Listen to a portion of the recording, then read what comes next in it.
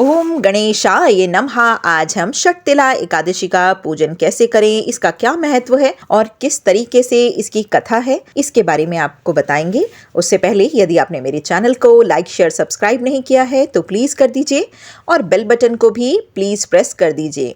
Comment box में जय लक्ष्मी नारायण जरूर लिखें। बोलो गणेश भगवान की जय। एक समय दालभय ऋषि ने पुलस्त ऋषि से कहा कि हे महाराज, पृथ्वी लोक में मनुष्य ब्रह्म इत्यादि महान पाप किया करते हैं। पराये धन की चोरी और दूसरों की उन्नति देखकर ईर्ष्या करते हैं।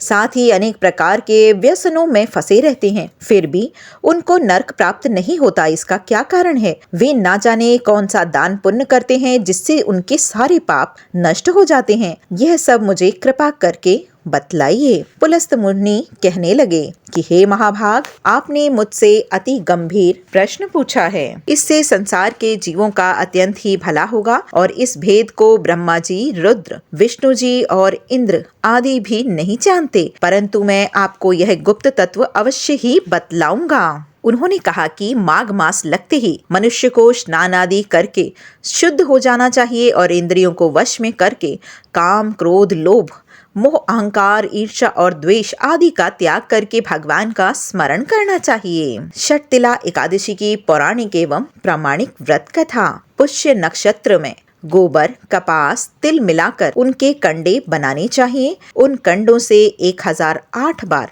हवन करना चाहिए। उस दिन मूल नक्षत्र हो और एकादशी तिथि हो तो अच्छे पुण्य देने वाले नियमों को ग्रहण करें। स्नान आदि नित्य क्रिया से निवृत्त होकर ही सब देवताओं के देव श्री भगवान का पूजन करें और एकादशी का व्रत धारण करें। रात्रि को जागरण करें। उसके दूसरे दिन धूप, दीप, नैवेद्य आदि से भगवान का पूजन करके खिचड़ी का भोग लगाएं। तत्पश्चात पेठा, नारियल, सीताफल और सुपारी का अर्घ देकर स्तुति करनी चाहिए। हे भगवान, आप दीनों को शरण देने वाले हैं, इस संसार सागर में फंसे हुओं का उद्धार करने वाले हैं। हे पुंडरीकाक्ष, हे भगवान, हे प्रभु, हे पूर्वज, हे जगत पिता, आप लक्ष्मी जी सहित इस तुच्छ अर्घ को ग्रहण करें। इसके पश्चात जल से भरा हुआ कुंभ ब्राह्मण को दान करें और ब्राह्मण को श्यामा गौ और तिल भी पात्र देना उत्तम होता है। तिल स्नान और भोजन दोनों ही श्रेष्ठ है। इस प्रकार जो मनुष्य जितने तिलों का दान करता है उतने ही 1000 वर्ष तक स्वर्ग में वास करता है। तिल स्नान, तिल का उपटन, तिल का हवन, तिल का तर्पण, तिल का भोजन और तिलों का दान, ये तिल के 6 प्रकार हैं। इसके प्रयोग के कारण ही यह षटतिला एकादशी कहलाती है।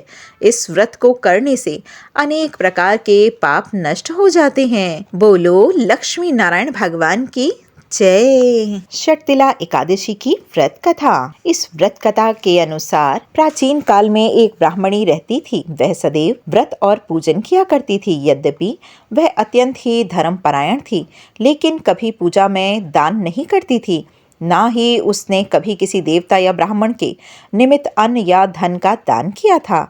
उसके कठोर व्रत और पूजन से भगवान विष्णु प्रसन्न थे, लेकिन उन्होंने सोचा कि ब्राह्मणी ने व्रत और पूजन से शरीर को तो शुद्ध कर लिया है, इसीलिए इसे वैकुंठ लोक तो मिल ही जाएगा, परंतु इसने कभी भी अन्न का दान नहीं किया है और ना ही यह वैकुंठ लोक में इसके भोजन का क्या होगा। ऐसा सोचकर भगवान विष्णु भिखारी के वेश में ब्राह्मणी के पास पहुंचे और उनसे भिक्षा मांगी। ब्राह्मणी ने भिक्षा में उन्हें एक मिट्टी का ढेला दे दिया। भगवान उसे लेकर वैकुंठ लोक में लौट आए। कुछ समय बाद ब्राह्मणी भी मृत्यु के बाद शरीर त्याग कर वैकुंठ लोक को आ गई। मिट्टी का दान करने के कारण वैकुंठ लोक में महल मिल गया, लेकिन उसके घर में अन्न आदि कुछ भी नहीं था। यह सब देखकर वह भगवान विष्णु से बोली कि मैंने जीवन भर आपका व्रत और पूजन किया है, लेकिन मेरे घर में कुछ भी क्यों नहीं है। भगवान ने उसकी समस्या सुनकर उससे कहा कि तुम वैकुंठ लोक की देवियों से मिलकर षटतिला एकादशी का व्रत और दान का महात्म्य सुनो, उनका पालन करो। तुम्हारी सारी भूल गलतियां माफ हो जाएंगी और मनोकामना पूर्ण हो जाएगी। ब्राह्मणी ने देवियों से षटतिला एकादशी का महात्म्य सुना और एक बार व्रत करने के साथ ही तिल का दान भी किया।